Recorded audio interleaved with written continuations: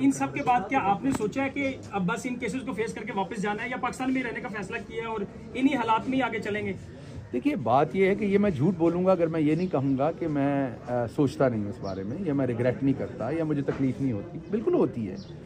मैं एक ऐसी ज़िंदगी जो यहाँ पर कोई भी मिडिल क्लास का शख्स जो है वो ख्वाब देख सकता है।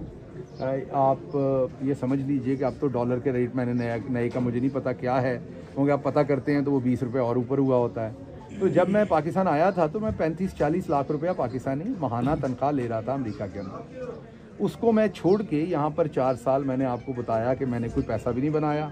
अभी अगले 2 साल, 6 साल, 10 साल में सामने आ जाएगा जो मैंने किया होगा।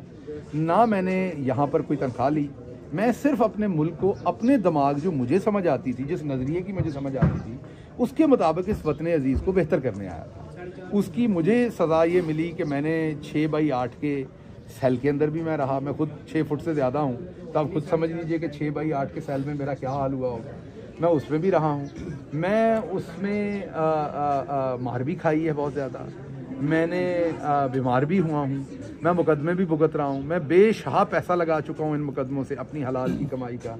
ना मैंने अपनी पार्टी से कोई पैसा लिया है इन केसेस के लिए, और ना मैंने किसी किस्म की कोई और कोई करप्शन या कोई, अपने ऊपर ये सब कुछ बर्दाश्त कर रहा हूँ और इनको मैनेज करने की कोशिश कर रहा हूँ। पर्पज़ वो नज़रिया था, पर्पज़ इमरान खान का वो नज़रिया था पाकिस्तान को बेहतर करने का, जिसके लिए मैं आया था। ठीक है, मैंने आपको कहा कि कई दफ़ा मायूसी होती है, सोचता हूँ, लेकिन फिर इसका हल किसी ने तो करना है।